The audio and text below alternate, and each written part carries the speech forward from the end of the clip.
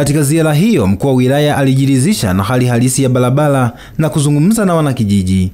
Alisitiza kuwa bajeti ya ukarabati wa barabara hiyo imeshatolewa na mkandarasi anatarajiwa kuanza kazi mara baada ya sherehe za Pasaka. Nataka kujiridhisha, hivi ni kweli magari hayapiti huko kwa miaka 20? Nikasema ngoja nifike nione, lakini nije na wataalamu. Na kwenye bajeti ya mwaka huu unaokwenda kumalizika wa fedha, mimi nilipitisha kwenye vikao vyangu kwamba tunakwenda kutengeneza barabara ya Mtiti. Kwa hiyo leo nimefika, nimepitia kweli, nimeona kuna sehemu kuna changamoto.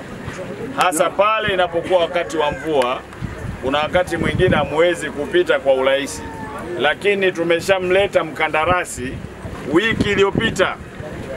Mkandarasi yule amelipwa fedha na alituahidi baada ya hizi sikukuu za Pasaka anakuja kutekeleza huu mradi. Kwa kweli DC na DC tumeona mapungufu yaliyopo, lakini tumepita barabara yote ndani kwa wote maandishi. Kwa maana hiyo nataka kuwatoa hofu wana kijiji wa kata hii. Kuanzia Jumatatu nitakuwa hapa site nikiwa na vifaa vyote kuna kuanza kazi mara moja. Mwaka wa fedha 2023-24 barabara hii tumeitengea shilingi milioni 45 kwa ajili ya kuondoa vikwazo vidogo vidogo kwenye barabara.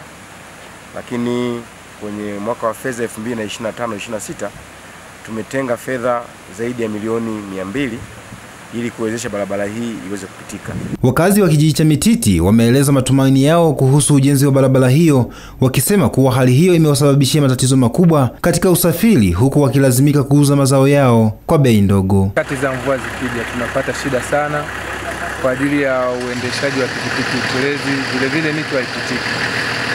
Hata kama utasema upite utaforce labda utapata nini. Kwa hiyo tutaomba kama mkandarasi atakuwa amepewa, basi tunamwomba ajitahidi kuweza kutunani, maana hii ndio kazi yetu. Mimi kwa naomba serikali isimamie tu vizuri mradi wa barabara, walime barabara vizuri, waweke madaraja vizuri, tuendelee kupita kama kawaida. Ninachomshukuru mkuu wa wilaya kwa kusikiliza kero ya barabara. Kwa sababu kama mimi mfanya biashara, tulikuwa tukinunua maharage tunapakia kwenye guta, sio kwenye fuso. Fuso zinakataa kabisa kufika huko. Kwa hiyo tunapakia kwenye guta, tunapeleka Kitete ambayo ni gharama. Kwa hiyo mimi napiga mahesabu yangu kwamba endapo nitapakia kwenye guta, ninamshusha bei huyu mkulima kwa sababu naangalia gharama za usafirishaji. Namshusha bei mkulima, kwa hiyo mkulima ndiye anayeumia.